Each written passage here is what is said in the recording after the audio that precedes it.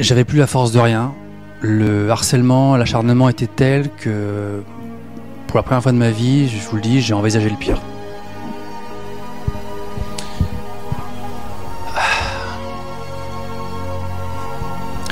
Mais je m'en sens plus vraiment capable en fait.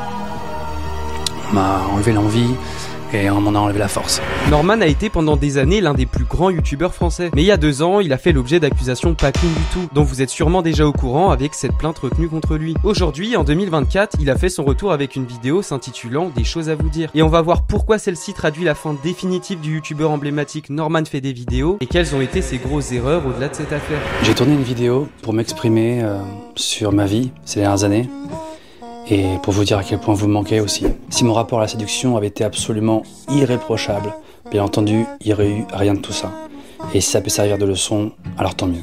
Cet épisode m'aura fait perdre beaucoup trop.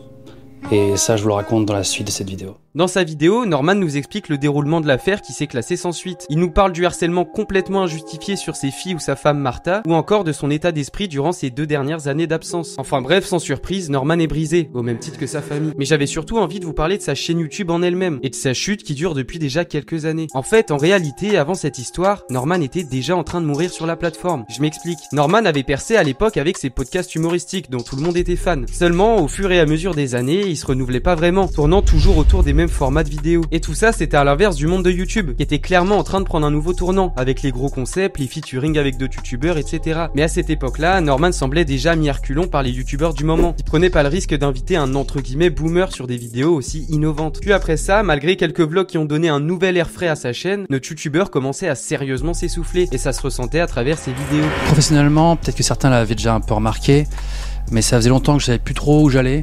Je commençais un petit peu à tourner en rond. Vous savez, moi je suis issu de la première génération des youtubeurs en France.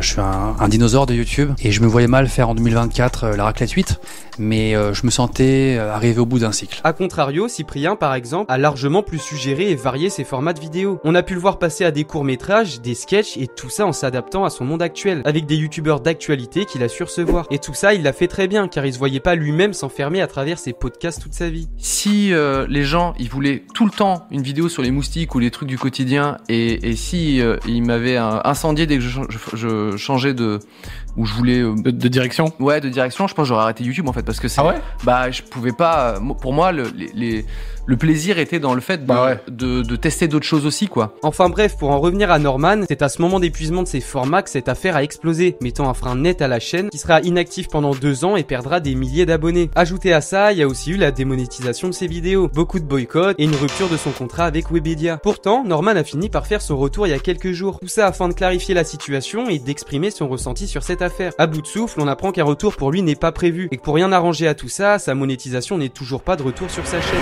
YouTube a affirmé en décembre 2022 démonétiser ma chaîne jusqu'à nouvel ordre. Depuis, il y a eu un nouvel ordre. Pourtant, ma chaîne n'a toujours pas bougé. Elle est toujours démonétisée. Avoir une chaîne démonétisée, c'est compliqué puisqu'en fait, tes vidéos ne sont plus du tout recommandées, plus mises en avant. Ce que j'ai mis des années à construire tout seul, sans l'aide de personne, à la force de mes petites idées dont j'étais si fier, a été cancel en un instant. Mon image a été tellement salie que refaire du contenu, je sais même pas si j'en serais encore capable. Et en même temps, quelle serait la suite, j'ai envie de vous dire. Norman n'a pas réussi à se renouveler pendant une dizaine d'années, alors pourquoi changerait-il maintenant qu'il est au plus bas? Évidemment, en plus de son mental déjà très touché, son image sera entachée à jamais. Après, peut-être que je me trompe, mais perso, je suis pessimiste quant à le voir revenir en pleine forme, avec de nouveaux concepts ou même un nouveau prime. Et puis au-delà de tout ça, ne pas revenir pour se reconstruire personnellement dans sa vie, bah c'est pas une mauvaise idée pour Norman, avec aussi le fait de protéger ses proches d'harcèlement de psychopathes qui s'en prennent à sa famille par exemple. Mes filles et Martha subissent un harcèlement sans précédent et incessant depuis cette époque. On ne compte même plus les centaines d'heures chez le psy qu'elles ont dû endurer. Ma belle-fille a subi du harcèlement scolaire au point de parfois arrêter les cours, parfois arrêter de manger. Bref, triste de voir la trajectoire que Norman a prise, car coupable ou non, il aura été une légende dans le monde d'internet. Bref, sur ce, abonne-toi pour une nouvelle vidéo dans quelques jours. Ciao ciao.